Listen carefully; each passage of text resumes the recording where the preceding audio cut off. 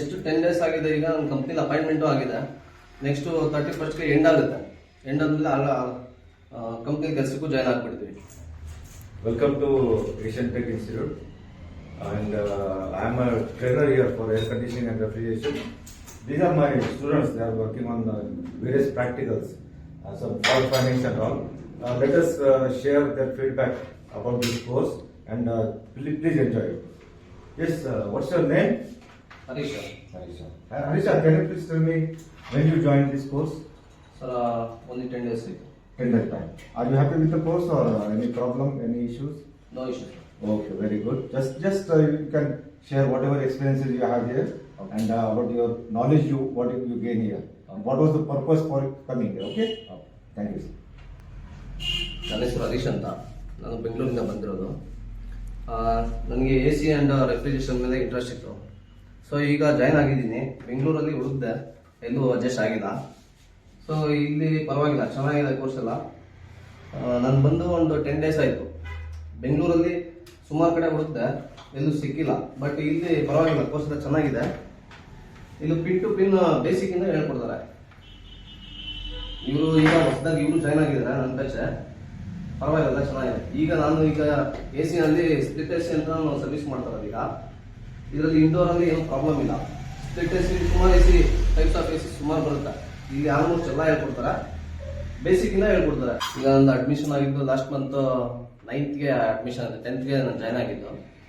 ಈಗ ನೆಕ್ಸ್ಟ್ ನಮ್ಗೆ ಇನ್ನೊಂದು ಏನಂದರೆ, ನಮ್ದು AC ಒಂದೇ ಅಲ್ಲ, ಇದರಲ್ಲಿ ಫ್ರಿಜ್ಜು ಇದಿದೆ. ಫ್ರಿಜ್ಜು ಕೋರ್ಸ್ ಇದೆ, ಅದು ಆಗಿದೆ. ಈಗ ಆಲ್ಮೋಸ್ಟ್ ನನಗೆ ಸುಮಾರು ನಾನು ಇಲ್ಲಿ ಬಂದಾಗ 1-2 ತೋರಿಸ್ತಾರೆ ಅಂತ ಅಂದ್ಕೊಂಡಿದ್ದೆ. Inverter AC, inverter fridge and ಎಲ್ಲ ಆಲ್ಮೋಸ್ಟ್ ಎಲ್ಲ ಆಗಿದೆ. ಜಸ್ಟ್ 10 ಡೇಸ್ ಆಗಿದೆ. ಈಗ ನನ್ನ ಕಂಪ್ನಿಲಿ ಅಪಾಯಿಂಟ್ಮೆಂಟು ಆಗಿದೆ. ನೆಕ್ಸ್ಟು 31st ಎಂಡ್ ಆಗುತ್ತೆ. ಎಂಡ್ ಆದಮೇಲೆ ಕಂಪ್ನಿ ಕೆಲಸಕ್ಕೂ ಜಾಯ್ನ್ ಆಗಿಬಿಡ್ತೀವಿ.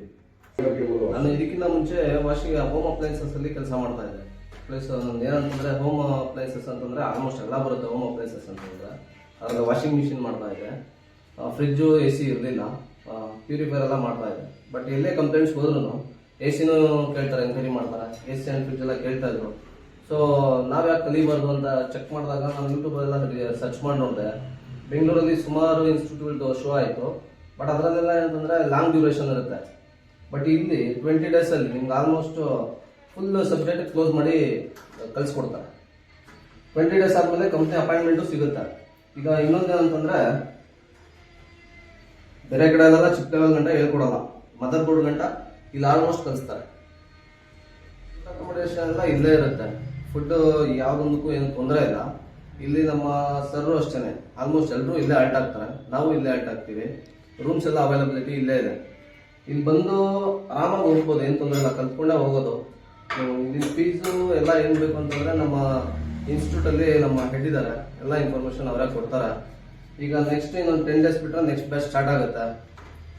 ಆಲ್ಮೋಸ್ಟ್ ಬಂದು ಕಲಿಬೋದು ಇಲ್ಲಿ. ಇನ್ನೊಂದು ಏನಂತಂದರೆ, ITI ಸ್ಟೂಡೆಂಟ್ಸು ಇನ್ನೇನು ಕ್ಲಾಸ್ ಮುಗೀತು ಅಂದರೆ ಬಂದು 2 ಅವರ್ಸ್ ಕೋರ್ಸು ಮಾಡ್ಬೋದು. ನೆಕ್ಸ್ಟ್ ಆ ಬ್ಯಾಚು ಸ್ಟಾರ್ಟ್ ಆಗ್ತಾ ಇದೆ, ಟ್ರೈ ಮಾಡ್ಬೋದು. ಬೆಸ್ಟ್ ಮುಗೀತಾ ನೆಕ್ಸ್ಟ್ ಬ್ಯಾಚ್ ಅವರು ಟ್ರೈ ಮಾಡಿ, ಆರಾಮಾಗಿ ಜಾಯ್ನ್ ಆಗಿ ಎಲ್ಲ ಕಲ್ತ್ಕೊಂಡು ಆರಾಮಾಗಿ ಕ್ಲಾಸಾಗಿ ಹೋಗ್ಬೋದು.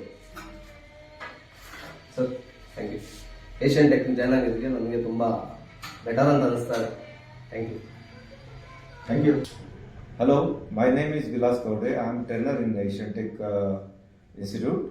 I am trainer for air conditioning and refrigeration course, and I think that it's very interesting course to be done by all, every person, because nowadays air conditioner is very common in every house, because it has become a necessity for all the humans. Even in the hospitals also, in railways also, we prefer to travel in air conditioner. So I hope that everybody knows and realizes that it is really necessary. So when you are using these equipments like air conditioner or fridges, different types of fridges, I think when you use it, you should know at least how it works, what is the working principle, and how it can give you the return in most efficient way. So for that has to be maintained only by servicing and maintaining the equipment. So it becomes just like when you buy a car, you learn driving. So when you use some certain equipments which really consume some power and you have to pay for that. So if you learn how it works and what is the principle of working and how to maintain it to give you the maximum returns, I think it is better to learn this course so that it will be more informative to you, and you can very well handle your equipments properly so that the life of the equipment will be elongated, and you can save the energy bill also. So better join it. It will be very much beneficial for you. Thank you so much.